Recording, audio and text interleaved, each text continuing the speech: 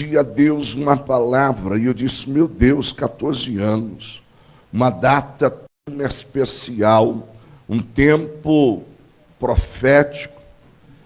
E o Senhor me levou a esse texto. O texto que nós lemos, ele está inserido em um pano de fundo. E eu precisaria que você me emprestasse os seus ouvidos e o seu coração, para você entender o que Deus quer falar conosco. O texto na qual nós lemos, ele na verdade é uma parábola. E uma parábola é uma história comparativa que quer expressar uma verdade muito maior. É interessante que a pergunta que nasce é: o que era essa parábola? Essa parábola ela não vem sozinha. Essa parábola ela faz parte de uma trilogia, ou seja, um conjunto de 3 parábolas, que ambas têm um mesmo propósito. Qual é o propósito dessas parábolas? Apresentar o amor de Deus Pai para com o pecador que se arrepende. Então nós temos a ovelha perdida, a dracma perdida e o filho pródigo. É interessante porque, embora essas 3 parábolas, elas vêm apresentar uma mesma mensagem. Escute, apresentar o amor de Deus para com o homem, algo nos chama a atenção. Por quê? Porque este amor de Deus vem ilustrado no pastor que busca, na mulher que sofre com a perda, e num pai que jamais deixa de amar e perdoar. O amor de Deus, ele é apresentado em 3 circunstâncias. Mas pense comigo, existe algo de profundo dentro disso. Por quê? Porque a ovelha se perde por descuido. A dracma, ou seja, a moeda, ela se perde por acidente. Mas o filho se perde por escolha. Ou seja, deliberação, por um ato de rebeldia. Eu acho que eu vou viver a minha vida. E aí a gente precisa entender um negócio. Eu tenho 3 situações. Quais são as 3 situações que o texto me apresenta? A primeira situação é que algo se perdeu fora de casa, e eu disse que por descuido. A segunda situação é que algo está perdido dentro de casa. E a terceira situação é que algo se perdeu quando escolheu sair de casa. Decisões decidem destino. Cuidado com as suas escolhas. Então nós temos um texto que vai nos apresentar 3 situações. Mas eu quero me ater a esse texto que eu li. E a nível de introdução, nós precisamos compreender o que é que Jesus está querendo falar. O que é que Jesus está querendo apresentar. Glória a Deus, eu estava orando para o meu tangedor vir, né, irmão? Lucas é meu tangedor. Ele fala assim: pai, o senhor tem que pedir, mas às vezes eu esqueço. Queridos, olha que interessante. Jesus, ele está usando a figura de uma moeda que se perdeu. Agora preste atenção, escute isso. Jesus vai usar uma moeda grega, e ele está dizendo assim: a mulher perdeu uma dracma. O que nos chama a atenção é que na vida, escute isso, na vida nós vamos perder muitas coisas. Na vida, escute isso, são 14 anos. Na vida entram coisas tão rápidas, e com a mesma velocidade que elas chegam, elas saem. Então olha que a gente pensa assim: uau, agora vai.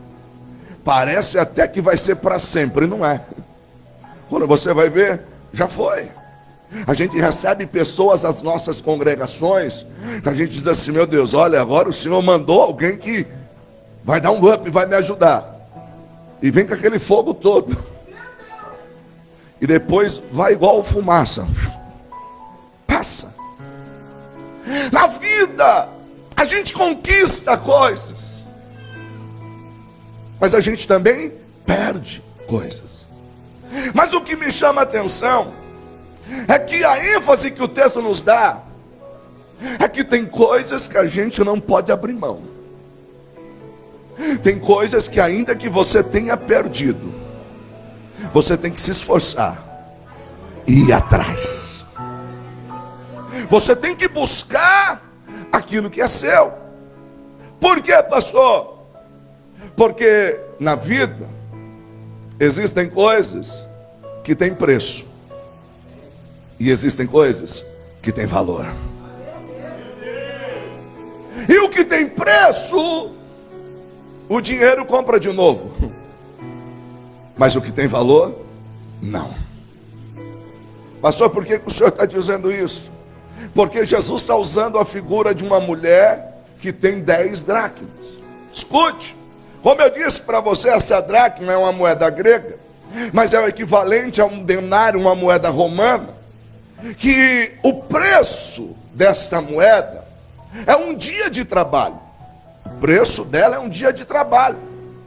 Logo, se ela tem 10 moedas, então é o equivalente a 10 dias de trabalho. Mas o que chama a atenção é que, dependendo do povo da qual esta mulher fizesse parte, o valor desta moeda transcendia o seu preço. Eu não sei se você está entendendo. Porque preço é 10 dias de trabalho, mas valor é algo diferente. Porque o que esta mulher tem, à luz de um contexto histórico, o que ela tem na verdade é um dote, que dependendo do povo na qual ela fizesse parte, isso estaria amarrado em uma corrente, ou estaria exposto na sua testa, ou um pouco abaixo da cintura na sua indumentária. Aquilo era símbolo de uma aliança que ela fez. Aquelas moedas eram símbolo de uma aliança que não poderia ser quebrada. Ela recebe como um dote de casamento. Alguém olha e diz assim: aí tem 10 dias de trabalho. Diz assim: você que pensa que é valor de uma aliança. O que você está vendo aqui é o valor de um compromisso. Jesus vai dizer que esta mulher perde uma dessas moedas. E a proposta do dote não era 8, não era 7, eram 10. Então ela só seria plena se ela tivesse as 10. E o texto vai dizer que ela vai procurar diligentemente até encontrá-la. E é sobre isso que eu quero pensar com você nessa noite. Deus me deu um tema para essa mensagem, e eu queria pensar com você sobre esse tema: resgatando valores. Eu vou contar até 3 e vou pedir para você repetir. Pastor, é profético? Ainda não. Pastor, é invenção? Também não. É o que, pastor? Pedagógico. Pedagógico, simplesmente pedagógico. Por quê? Porque eu sei que quando você sair daqui, pode vir algum encardido e dizer assim: garanto que você pulou e nem sabe o que foi pregado. Dizer assim, que não sei o que, rapaz. Então qual foi a mensagem? Resgatando valores. Só para ficar gravado. No 3, vamos lá. Resgatando valores no 3. 1, 2, 3. Foi bom. Mas eu fiquei sabendo que se você falar mais forte, esse irmão do lado paga alguma coisa para você comer hoje. E segundo a pastora que me ajudou aqui nessa revelação minha da carne, eu não disse que foi Deus que falou. É na cantina, para facilitar a sua vida vai ter cantina. Então se você falar mais forte, quem sabe ele não paga alguma coisa para você comer hoje, hein? Resgatando valores, vamos lá no 3. 1, 2, 3. Meu Deus, falou em comer, você deu lugar, né, irmão? Queridos, olha que interessante. Eu já apresentei para você que na vida existem coisas que nós vamos conquistar, mas também nós vamos perder. Mas existem coisas que jamais nós podemos abrir mão delas. Embora eu tenha te dado pano de fundo e tenha explicado o que é essa parábola, eu quero pensar com você à luz do texto sobre alguns valores que fazem parte da nossa vida, que jamais nós podemos abrir mão. E o primeiro valor que eu quero pensar com você nesta noite, eu chamo este valor de direção, rumo. Aconteça o que acontecer, passe o tempo que passar, jamais perca a direção e o rumo de Deus para a sua vida. Aí você está dizendo assim: pastor, por que o senhor está dizendo isso? Escute, quando eu estou falando de rumo, quando eu estou falando de direção, eu estou pensando no propósito de Deus estabelecido para cada um de nós. E quando eu escrevi esta mensagem, ou reescrevi essa mensagem, o Espírito Santo falava muito comigo e dizia: Anderson, infelizmente o tempo vai passando e nós vamos esquecendo do propósito pela qual fomos gerados. Muitos de nós esqueceu do propósito e tem vivido por resultados, tem vivido em busca daquilo que dá certo. Surge a novidade no mundo gospel e alguém diz assim: a moda agora é essa, olha, o esquema agora é esse. Deixa eu lhe dizer uma coisa: a gente não vive por resultado, a gente vive por propósito. Deus te chamou para viver por propósito. É interessante porque parece um jargão, mas quem não sabe para onde está indo, qualquer lugar serve. E viver por resultado castiga demais. Porque eu vim cantar, aí eu acho que eu fui bem, aí eu saio legal. Mas aí eu acho que não foi bem, aí eu saio mal. Eu venho pregar, e eu sei que vocês aqui têm uma escola de pregadores, uma escola de ensino. E quem de nós nunca subiu na tribuna dizendo assim: hoje o fogo vai descer? E aí você está pregando, e você olha para o irmão e ele diz assim: aleluia, Senhor. Aí o do lado diz assim: é mesmo assim, papai. E você tinha certeza que a mensagem ia explodir, mas você saiu com a cabeça explodindo. E você fica pensando: onde foi que eu errei? E você diz assim: eu tinha certeza que foi isso que Deus mandou pregar. Sabe qual é o nosso problema? A gente está buscando resultado. Viva o propósito. Se Deus te deu uma mensagem para pregar, pregue a mensagem. Se Deus te deu esse hino para cantar, cante esse hino.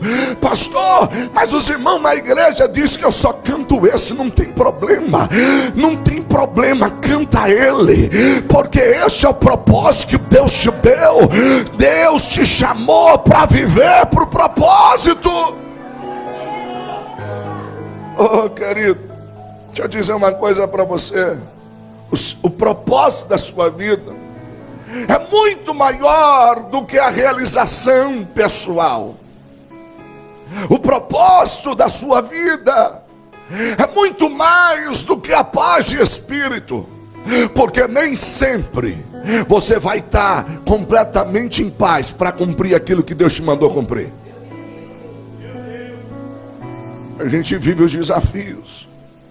De vez em quando nós estamos em algum lugar, aí os meninos dizem assim: cadê a mãe? E a mãe está com a gente e ela diz assim: peraí que eu vou fazer um negócio ali que Deus mandou fazer. Eu nem me envolvo, irmão. Daqui a pouco ela sai. Esse dia a gente estava, faz um tempo, a gente estava no centro lá, e tinha alguém lá com umas roupas diferentes de uma determinada religião, e eu não vou falar porque eu sei que está filmando por uma ética.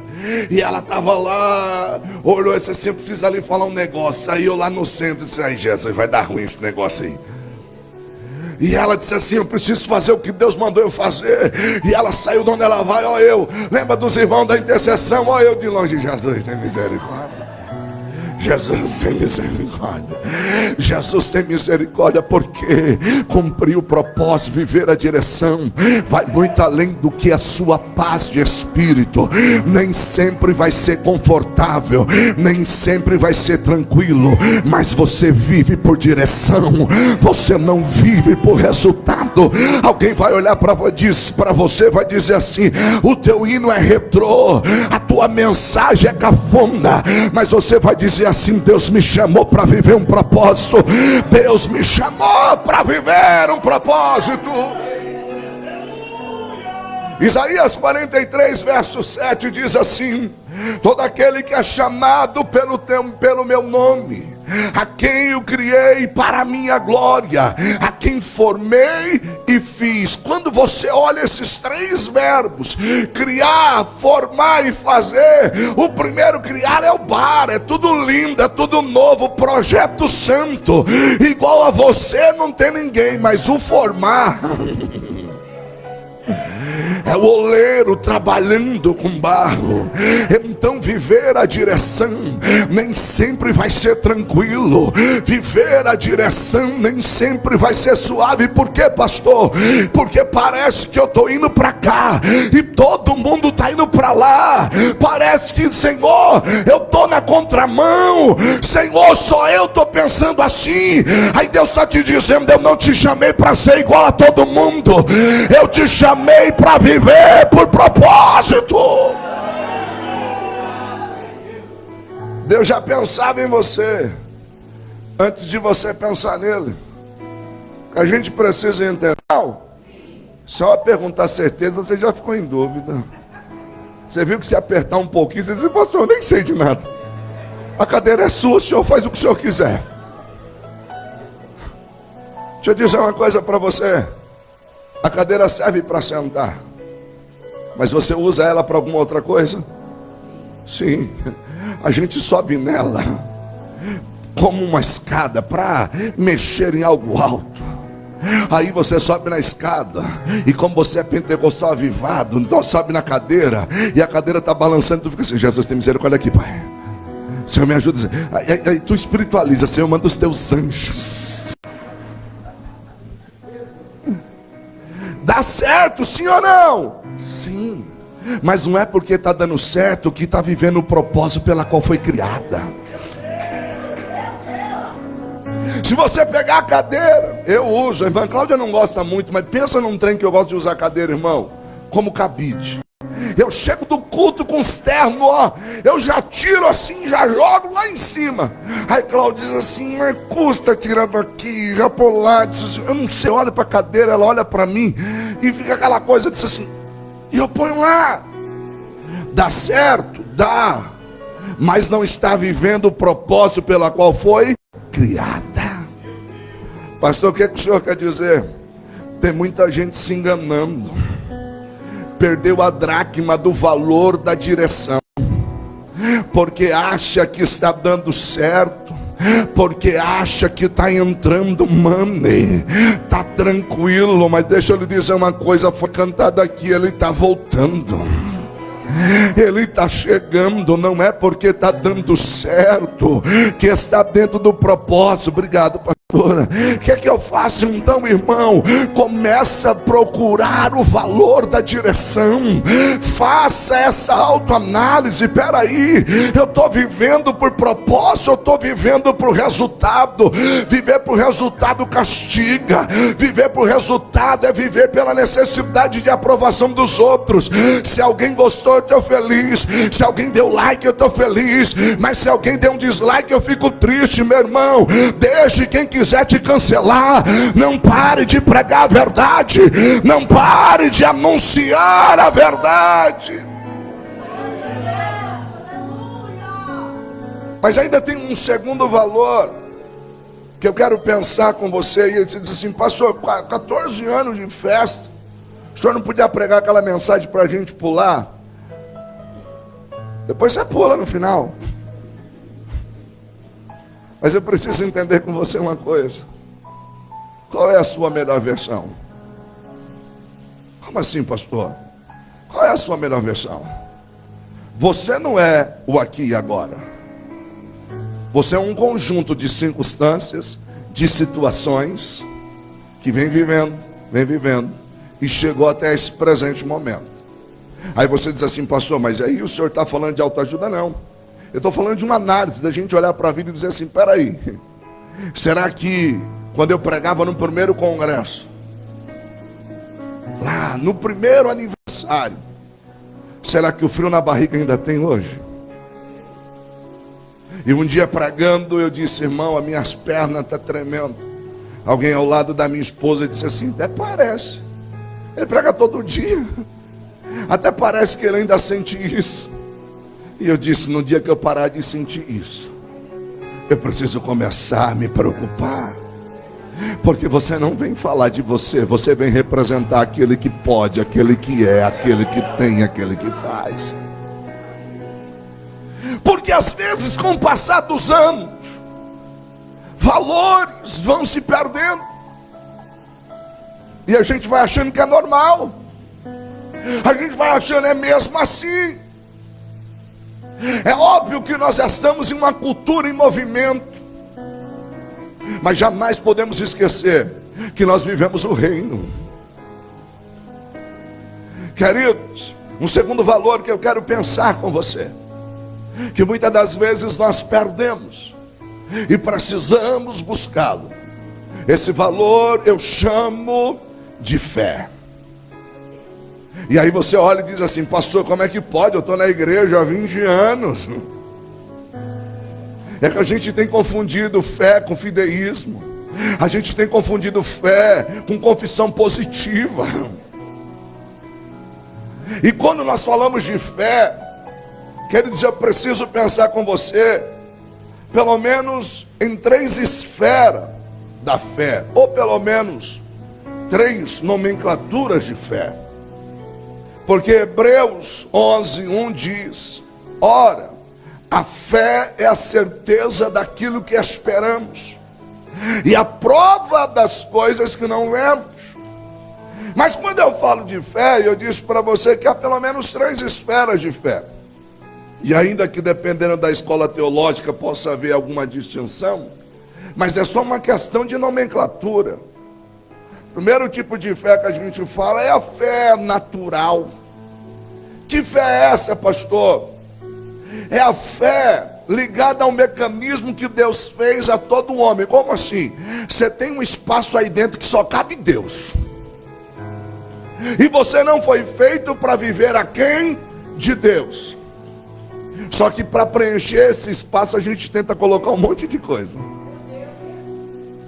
Aí você vai em busca disso, vai em busca daquilo, vai em busca daquilo outro. Por quê? Porque você está tentando tapar o vazio da tua alma, que só Deus pode preencher. Mas nós falamos de fé também no sentido de fé comum. Qual é essa? É que quando essa fé natural ela passa a ser direcionada, eu começo a colocar esta fé em uma religião. Eu começo a colocar esta fé em uma comunidade de fé, em alguém ou alguma coisa. E eu começo agora a dizer assim, não, eu também sou religioso. E a igreja está cheia de religiosos. Mas ainda não é essa fé que eu estou falando. Quando eu falo de fé, eu estou falando da fé viva, de uma fé verdadeira, ou se você preferir, aquilo que a gente chama de uma fé sobrenatural. Que fé é essa, pastor?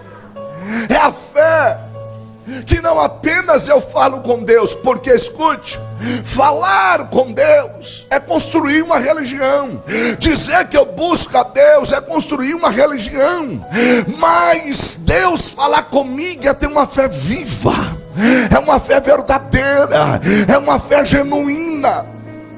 Como assim, pastor? Você sabe quem viveu essa fé na prática? Enoque. A Bíblia diz que Enoque andava com Deus.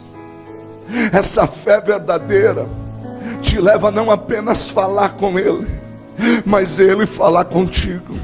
Essa fé verdadeira não te leva apenas a Ele falar contigo, mas você tem prazer de andar com Ele.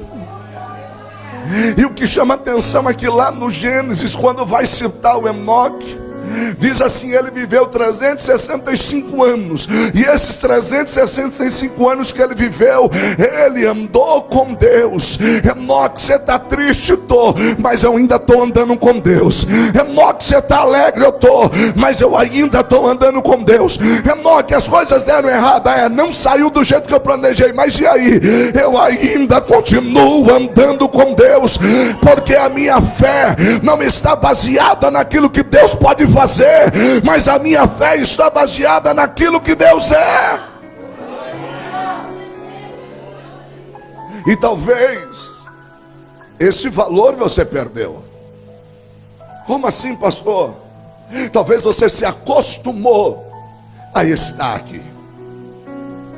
Talvez você se acostumou a dizer: eu vou ao culto. E um dos maiores perigos é quando nós perdemos a nossa fé viva. Porque se eu perder a direção, escute isso, não vai demorar e eu perco a fé. E se eu perder a fé, eu entro em um comodismo. E o comodismo é a sepultura do homem vivo. Eu canto porque eu tenho que cantar. Eu prego porque eu tenho que pregar. Eu vou ao culto porque eu tenho que ir. E se eu não for, sabe como que é? Vai ter a mensagem lá no grupo dos obreiros: por que você não veio? Mas quando se tem uma fé viva, eu não venho porque eu tenho que vir, eu venho porque eu quero vir. Eu não prego porque eu tenho que pregar, eu prego porque Ele me chamou para pregar. E aí eu digo como Jeremias: ainda que eu feche o meu coração e diga eu não vou mais, o povo é do coração duro, ninguém me ouve. Aí quando ele chega diante do povo, ele diz: tem uma chama dentro de mim que queima, que não me deixa ficar parada. Labacandorevácia, este valor ainda está aí, esta fé ainda está aí. A Bíblia diz que lá na galeria dos heróis da fé, que Enoque andou com Deus, e Deus para si o tomou, porquanto alcançou testemunho de fé. Eu fico imaginando Deus olhando para Enoque e dizendo assim: Enoque, tá bom aí? Ô Senhor, se o Senhor está comigo, tá bom. Enoque, tá tudo bem aí? Se o Senhor está comigo, tá tudo bem. De repente Deus olha para Enoque e diz assim: Enoque, vamos encurtar a distância. Enoque, vamos encurtar a distância. Enoque, está tão gostoso o nosso relacionamento. Enoque, está tão bom essa comunhão. Vem para cá, Enoque. O texto diz: e Deus para si o tomou, ele foi arrebatado. E Enoque é usado como figura da igreja que vai ser arrebatada. Sabe o que é isso? É o rapaz, ou seja, tirar da força. É como se Deus olhasse dizendo assim: está tão gostoso, vem para cá, vem para cá, vem para cá. Ei, esse valor ainda da camancho rebasto bequenderrécia. Ei, essa chama ainda está ardendo. E sabe que eu louvo a Deus porque Ele não esmaga a cana quebrada e nem deixa apagar o pavio que fumega. Talvez você entrou aqui e disse: Deus, parece que essa fé está querendo ir embora. É tanta prova, é tanta luta, é tanta dificuldade, mas eu vim aqui para lhe dizer que esta fé está aí. Ela está aí, ela está dentro da casa, ela não saiu. Porque eu disse que nós estaríamos tratando de algo que está perdido dentro da... Ainda está aí. Tá. Ainda está aí. Eu sei que tem hora que a gente espera os resultados, mas quando os resultados não vêm, a gente olha e diz assim: mas você sabe para que Deus o chamou, né? Quantas das vezes eu estou vivendo as minhas crises existenciais. Eu não sei se você vive, mas eu vivo as minhas. Eu louvo a Deus que você não vive, mas eu vivo as minhas. De vez em quando eu estou lá, ó céus, ó azar, ó tristeza, ó vida. Não sei se você fica assim de vez em quando, mas eu fico. E quando eu estou lá nas minhas lamúrias, e eu fico assim às vezes conversando com a minha esposa, eu digo assim, não está fácil não. É complicado. É difícil. Aí ela diz para mim, eu sei. Mas vamos fazendo. Vamos fazendo, Anderson. Só vamos fazendo. Só vamos fazendo. É como se ela estivesse dizendo assim, vai vivendo o propósito. Vai vivendo o propósito. E não deixa essa chama apagar. O senhor ainda está aí. Eu vim pregar uma mensagem de Deus ao meu e teu coração. E o Espírito Santo me dá autoridade para lhe dizer, ainda está aí dentro. Você vai ver, irmão, essa chama, ela vai começar a arder como nunca deu. Você só precisa procurar. Ela está aí, ela está aí. Mas eu queria pensar com você ainda um terceiro valor que nós precisamos procurá-lo. Que valor é esse, pastor? Eu chamo do valor da gratidão. Como assim? Escute. Tessalonicenses, 1 Tessalonicenses 5,18 diz assim, ó: dei graças em todas as circunstâncias, pois esta é a vontade de Deus para vocês, em Cristo Jesus. Aí o texto, em outra versão, diz assim, escute: sejam agradecidos a Deus em todas as ocasiões. Aí a gente diz assim, é que o senhor não sabe o que eu estou passando para vir pregar isso. Mas não sou eu que estou dizendo não, é a Bíblia. E quando nós falamos do valor da gratidão, é preciso entender que gratidão passa pela linha do sentimento, sim. O sentimento de gratidão é aquele sentimento que você sente de modo que você quer retribuir. Você está tão grato que você quer fazer alguma coisa pela pessoa. Como eu disse a princípio, e não é falácia, o vosso amor me constrange, é verdade. E às vezes eu, meu Deus, os irmãos, eu queria fazer algo, sabe aquele sentimento de gratidão? Eu queria fazer alguma coisa. Aí eu descobri que quando a gente ora, Deus cuida. Então, Senhor, eu não posso, mas a minha casa diz assim, visita lá o caminho da santidade. Visita lá, abençoa os teus servos. Mas gratidão passa também pela linha da decisão e apela ao nosso intelecto. Então eu preciso decidir se eu quero ser uma pessoa grata. Por quê, pastor? Dr. Augusto Cury, a quem eu admiro, ele usa a seguinte expressão em uma das suas frases. Ele diz o seguinte: você precisa conquistar as coisas que o dinheiro não compra, caso contrário será um miserável, ainda que seja um milionário. Você precisa aprender a conquistar aquilo que o dinheiro não compra. Caso contrário, você vai ser um miserável, ainda que seja um milionário. Pastor, o que o senhor quer dizer? É que uma característica de quem está adoecendo emocionalmente, escute, emocionalmente, financeiramente, e perdendo a noção daquilo que é valioso, é quando ele pensa, ou quando ele acredita que só vai ser feliz quando tiver aquilo que ainda não tem. Como assim? A gente cria um mundo utópico, uma utopia. O que é uma utopia? É algo que eu vejo, mas nunca vai chegar. Então eu fico dizendo assim, nossa, quando eu tiver isso, a minha vida, ó, aí sim eu vou dizer que Deus é bom.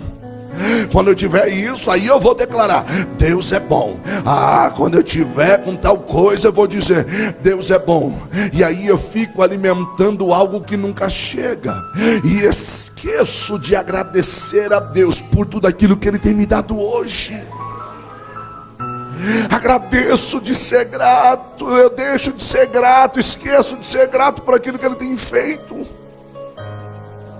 São 14 anos, querido. Eu posso olhar e dizer assim: meu Deus, era para ter fulano, era para ter ciclano. Ou eu posso olhar e dizer assim: olha, mesmo em meio a tantas intempéries da vida, Deus nos sustentou. Eu vi portas abrirem e vi portas fecharem. Eu vi rios transbordarem. Eu vi a chuva cair. Eu vi o vento soprar. Mas hoje nós celebramos 14 anos, e eu posso dizer: até aqui nos ajudou o Senhor.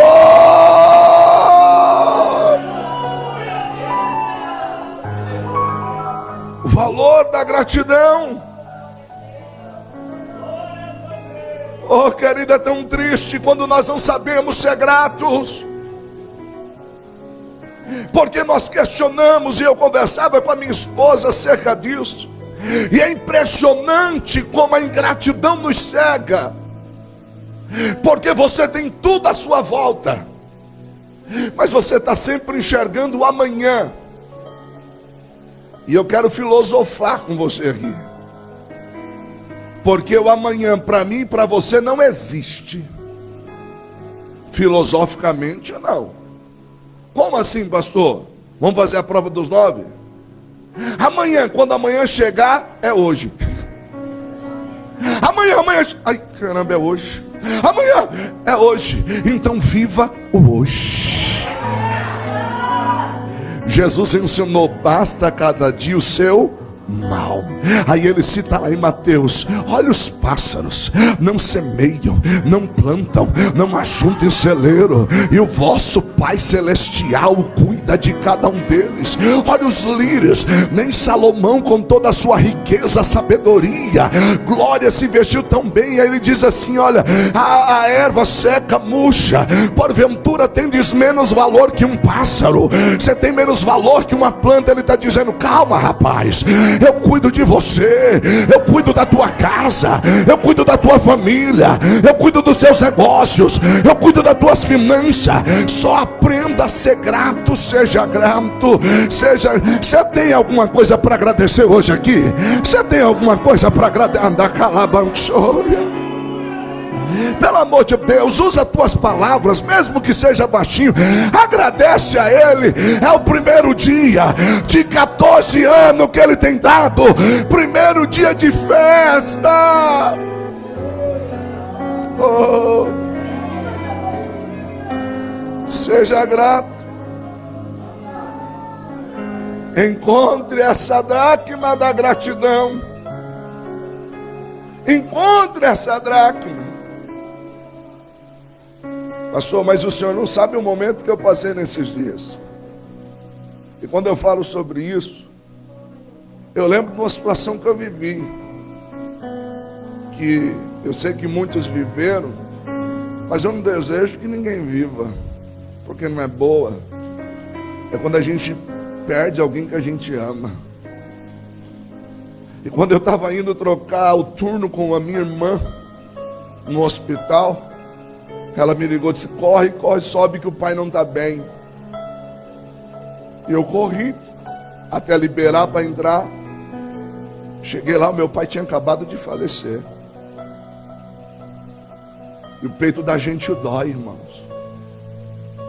Mas naquele momento, eu dei a mão para minha irmã, e meu pai na frente, assim, na maca.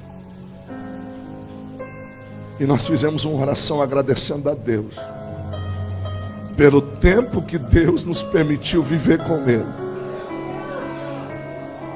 E porque Deus me deu um pai, e eu vivi com Ele.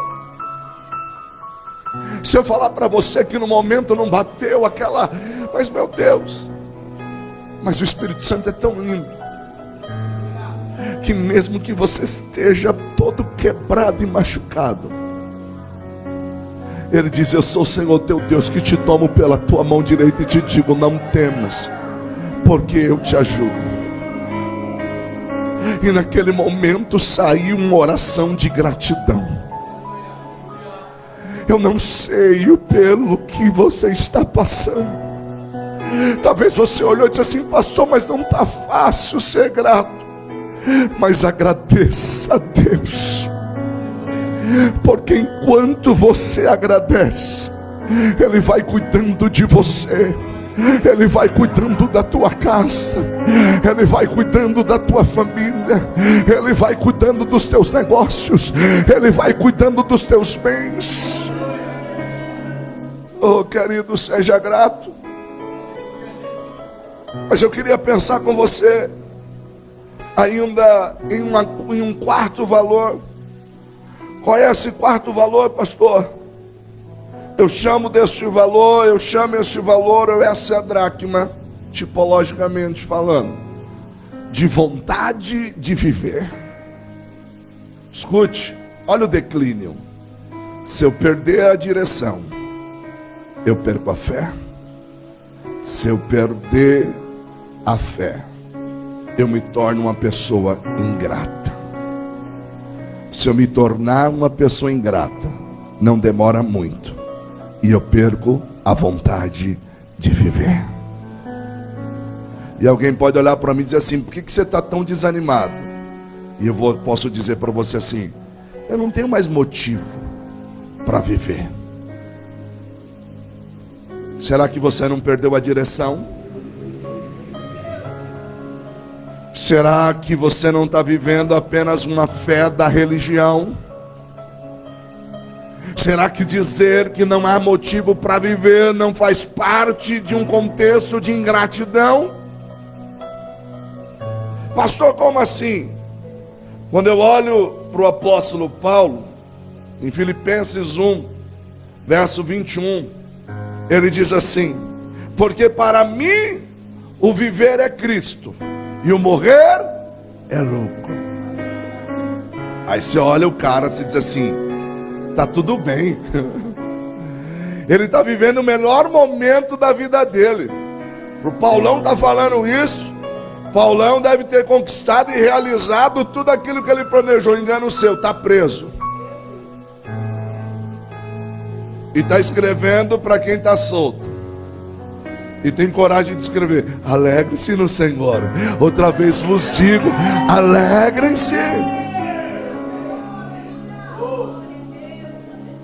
Só que ele tem tanta vontade de viver, ele está tão convicto que Deus o chamou, que ele está dizendo assim: ó, eu sei que depois da minha prisão, uns começaram a falar mal de mim, outros se despertaram para pregar.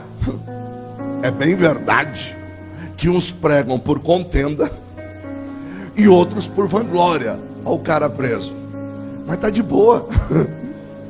O importante é que Cristo seja pregado. Paulo, você não está com medo de roubarem sua posição? Disse assim: eu não vivo por causa de cargo. Paulo, você não está com medo de alguém surgir, alguém que prega mais do que você? Disse assim: eu quero que Deus levante pregadores. Paulo, mas você saiu de cena. Aí ele começa a escrever: aguardo ansiosamente e espero que em nada serei envergonhado. Pelo contrário, com toda a determinação de sempre, também agora Cristo será engrandecido em meu corpo, quer pela vida, quer pela morte. Porque para mim o viver é Cristo e o morrer é lucro. Caso continue vivendo no corpo, eu terei o fruto do meu trabalho e já não sei o que escolher. Estou pressionado dos dois lados. Desejo partir e estar com Cristo, que é bem melhor. Contudo, é mais necessário que por causa de vocês eu permaneça no corpo. Convencido disso, sei que vou permanecer e continuar com todos vocês, para o seu progresso e alegria na fé. Sabe o que ele está dizendo? Eu não sei você, mas eu não vou parar. Eu não sei você, mas eu vou continuar vivendo. Não permita que as adversidades da vida azede o seu coração. Não permita que as adversidades te entristeça a ponto de você dizer: sabe de uma coisa, a partir de hoje eu jogo a toalha, eu não quero mais nada. E Deus está lhe dizendo nesta noite: não é hora de parar. Me ajuda a pregar, segura a mão de alguém e diz assim: não para não, vai. Me ajuda a pregar, diz para ele: não para não.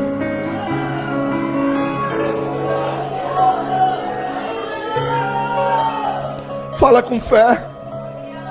Se é profeta de Deus, tem unção na tua mão. Tem unção na tua mão. Segura a mão dele e dela de novo e diz assim: não para. O que Deus tem com você é grande. Ela mandou recalapandore vai. Pastor Celso, não pare. Pastor Adriana, não pare. Igreja Caminho da Santidade, não pare. São 14 anos curando vidas. São 14 anos cuidando de pessoas, se entristecendo sim, abatidos, mas não destruídos. Ei, abatidos, mas não destruídos. Ei, desanimados, mas não desamparados. Você não está só, você não está só, você não está só. Você não está só. A gente vai voltar a trazer os lenços. Eu trago a toalhinha, mas chore. Se Deus está tocando, chora, porque as lágrimas lavam a alma. Lavam a alma da camanchora. Romanos 8, nada poderá nos separar do amor de Cristo. Nada poderá nos separar do amor de Cristo. Não morra com quem já morreu. Não se perca com quem já se perdeu. Viva para aqueles que estão vivos e depende de você. Viva o propósito que Deus te chamou para viver. Paulo diz assim: eu não sei o que escolher, se bem que estar com Cristo é melhor, mas eu estou pleno, que ainda tem alguma coisa para fazer. Paulo, você tem tudo para parar? Tenho, mas não vou. Se eu fosse você, Paulo, já tinha fechado o ministério. Pois é, mas eu vivo por direção, não por resultado. Paulo, se eu fosse você, eu baixava as portas, procurava uma igreja bem grande, bem grande, bem grande. Paulo, sabe aquela que ninguém conhece você, que você chega para assistir o culto, você senta lá no finalzinho, ninguém nem vai saber que você é. Você não precisa dizer para ninguém, Paulo, que você foi pastor. Você não precisa dizer para ninguém que você foi pastor. Não. Você não precisa dizer para ninguém que você tem ministério, que Deus te chamou. Vai viver isso. Ele disse assim: não posso. Não posso. Às vezes até dá vontade, mas não posso. Por quê? Porque tem algo dentro de mim que é maior. Tem algo dentro de mim que é maior. Tem algo dentro de mim que é maior. Você não vai parar. Você não vai parar, não. Não vai parar. E para isso eu queria pensar com você num quinto valor que nós precisamos resgatar. Que valor é esse, pastor? Eu chamo de a capacidade de sonhar. Olha o declínio. Se eu perco a direção, perco a fé. Se perco a fé, me torno ingrato. Se me torno ingrato, perco a vontade de viver. Se perco a vontade de viver, eu deixo de sonhar. Mas olha o caminho, a subida. Se eu encontro a direção, eu restauro a fé. Se eu restauro a fé, o coração fica grato. Se o coração fica grato, o desejo de viver começa a pulsar dentro de mim. E se estou pulsando com desejo de viver, eu volto a sonhar. Aí eu preciso pensar uma coisa com você. Porque os sonhos são um combustível da vida. Quem desiste de sonhar, desiste de viver. Quando eu olho para Provérbios 3, verso 12, diz assim: a esperança adiada desfalece o coração, mas o desejo atendido é árvore de vida. Eu gosto de uma versão que diz assim: a esperança adiada desfalece o coração, mas o sonho atendido é árvore de vida.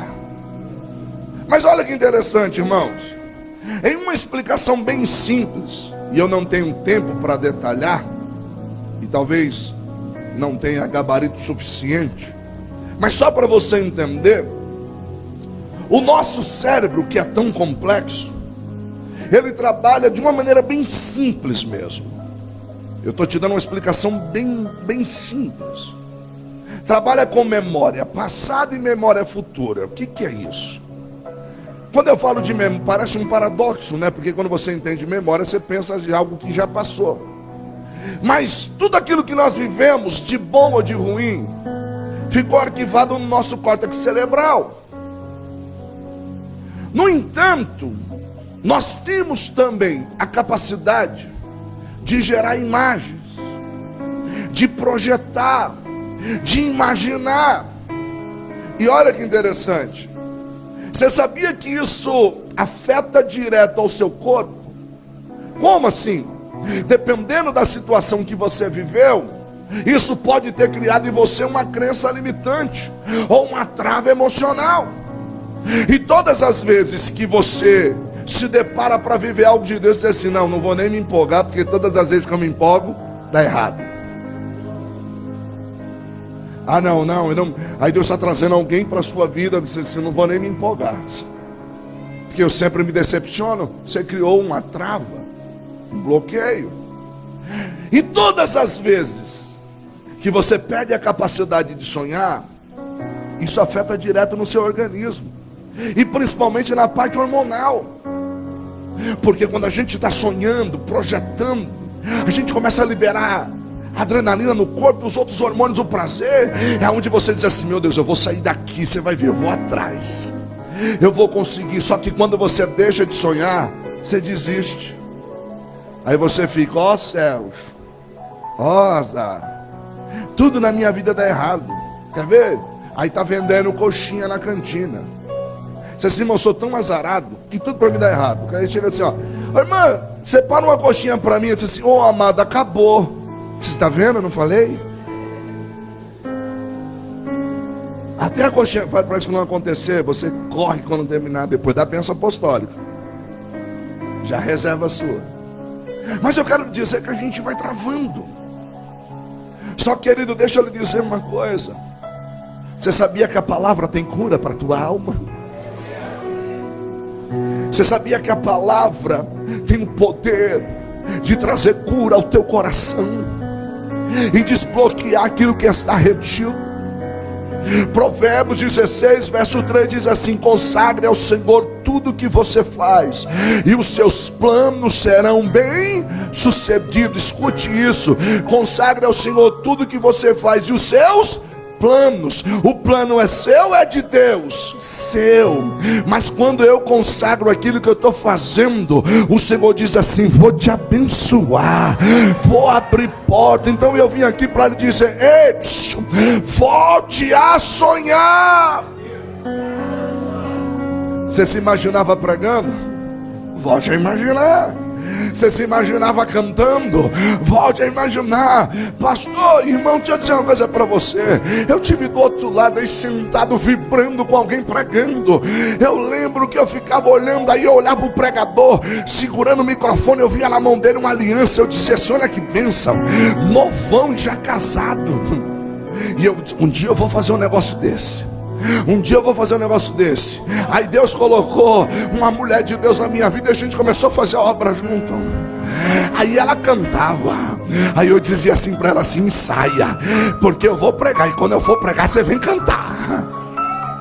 Só que a minha agenda era assim, o pastor dizia assim para mim: se prepara, daqui 3 meses, era 3 meses para frente, irmão, e eu contava os dias, você está chegando, e ficava imaginando: eu vou contar esse testemunho, eu vou contar aquilo, eu vou contar aquilo outro, só para você entender que Deus realiza sonho. Hoje eu vivo fazendo isso, e não só eu, a minha esposa, os meus filhos, nós vivemos para o altar, porque Deus realiza sonhos.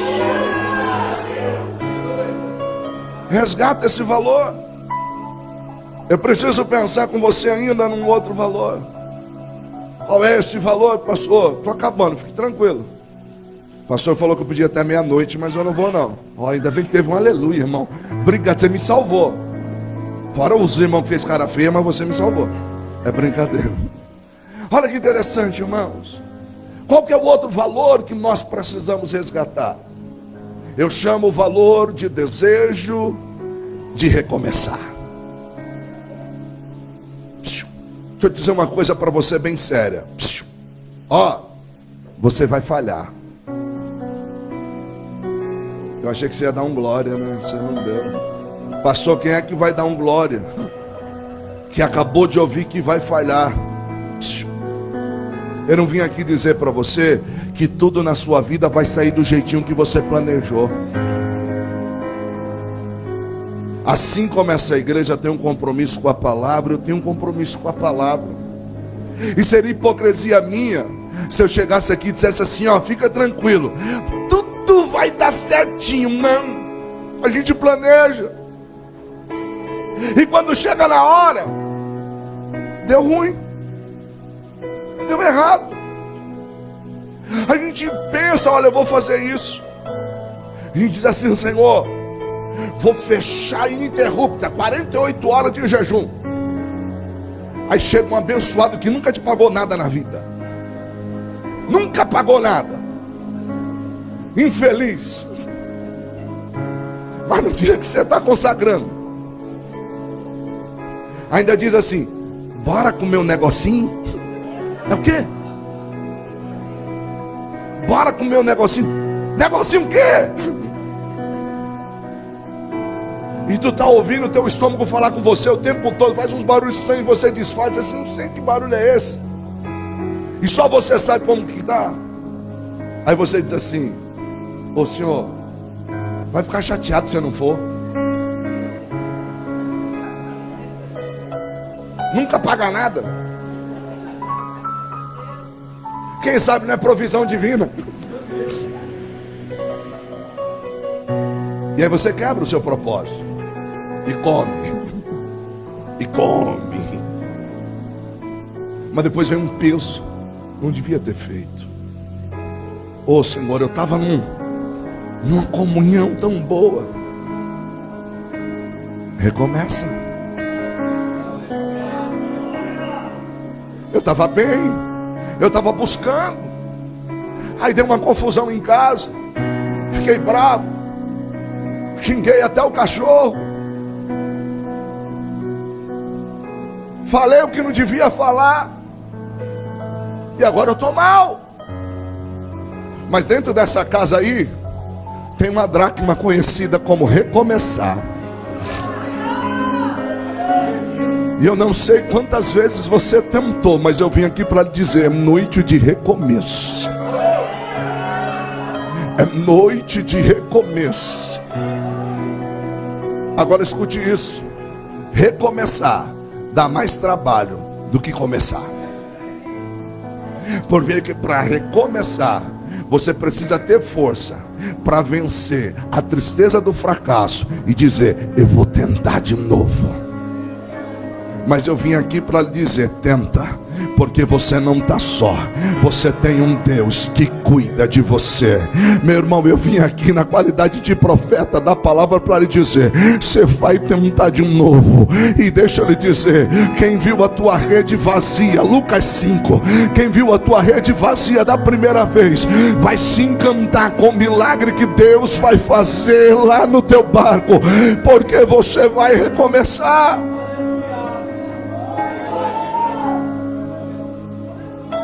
Agora o texto vai nos dar uma informação rica, porque essa mulher perdeu algo e ela precisa recomeçar. E eu quero ser breve, estou caminhando para o fim mesmo, mas deixa eu lhe dizer uma coisa. Essa mulher, ela vai tomar 3 atitudes que vão ser cruciais para que ela encontre aquilo que se perdeu. E o texto vai dizer que a primeira atitude que essa mulher tem, ela acende uma candeia. E você precisa entender algo. As casas da Palestina, elas não tinham muita iluminação por meio de janelas. Então, mesmo que fosse durante o dia, era escuro. Então, queridos, para que algo fosse encontrado, primeiro se fazia necessário acender a luz. E eu preciso lhe dizer, nenhum de nós vai encontrar nada se estivermos em trevas. Nenhum de nós vai encontrar nada se estivermos no escuro. Mas a palavra diz, Salmo 119, verso 105: lâmpada para os meus pés é a tua palavra, e luz para o meu. Aqui tem palavra. Joga a luz aí. Vem para o estudo bíblico, que você vai jogar a luz lá na tua casa. Vem para o estudo bíblico. E o pastor não mandou eu falar nada não, meu irmão. Essa mulher vai tomar ainda uma segunda atitude. Qual é a segunda atitude que essa mulher faz? O texto diz que ela varreu a casa. Escute, tem hora que é preciso fazer uma verdadeira faxina, irmão. E aí essa mulher, ela vai tirar muita coisa do lugar. Ela vai levantar poeira. E aí eu preciso entender uma coisa, irmão. Para buscar o que se perdeu, precisa ter coragem. Porque, irmãos, quando não lança luz, a gente não vê os defeitos. Mas quando lança a luz, e aí ela começa a varrer a casa. E talvez ela está levantando a poeira do tempo. Faz tempo que eu não mexia com isso. Talvez ela vai precisar levantar o tapete. E vai saber o quanta coisa tem embaixo desse tapete. Mas ela tem um propósito: eu vou resgatar aquilo que eu perdi. E essa mulher, ela tem uma terceira atitude. Ela busca com diligência. E aí nós precisamos destacar pelo menos duas situações. Primeiro, ela procurou minuciosamente, ou seja, detalhes. Para isso ela acendeu a luz e varreu a casa. Ou seja, ela não procurou de qualquer jeito. Não faça de qualquer jeito. Não faça de qualquer maneira. E segunda situação, ela procurou com perseverança. Quem disse que você vai achar de imediato? Quem disse que você vai levantar a poeira, jogar a luz e dizer assim: ah, achei? Dá trabalho, mas não pare. E eu queria pensar com você um sétimo e último valor que nós precisamos resgatar. Eu ia falar 120, mas por causa da hora eu vou falar só 7, tá bom, irmão? É brincadeira, não tinha 120 não. Senão depois você me liga pedindo 120, aí vai dar ruim. Eu preguei num congresso, falei: irmão, eu tenho 120 tópicos, vou falar só 7. Era 2 horas da manhã, meu celular toca. Eu atendi. Você fala: não, você não me conhece, mas eu estava no congresso onde você pregou hoje. Eu anotei os 7. Fala aí os 120. E eu disse, era brincadeira. Pense em alguém que desligou decepcionado.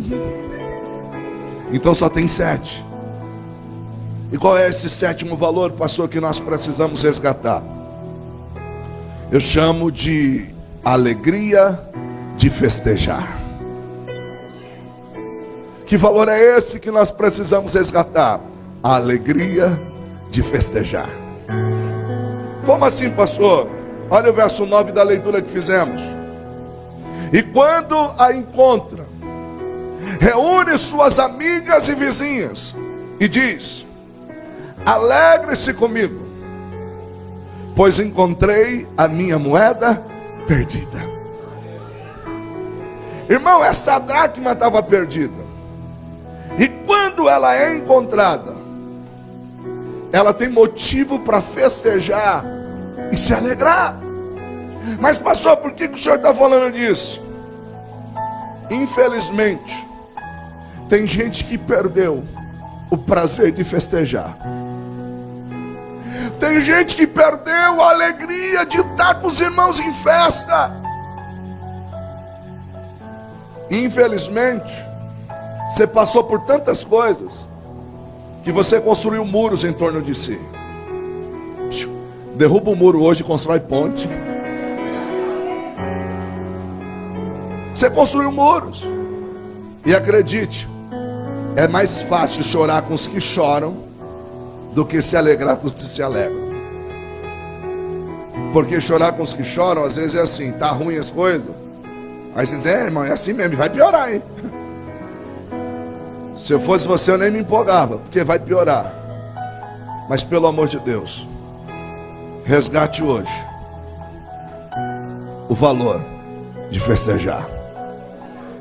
Você tem motivo para se alegrar hoje aqui? Com a permissão do pastor, eu queria que você se colocasse de pé. Eu sei que eu passei um pouquinho, mas eu queria chamar minha esposa para deixar um louvor no altar. Posso, pastora? Já chamei, né? Agora fica chato dizer que não. Mas pelos nossos 14 anos, por favor. Deixa eu dizer uma coisa para você.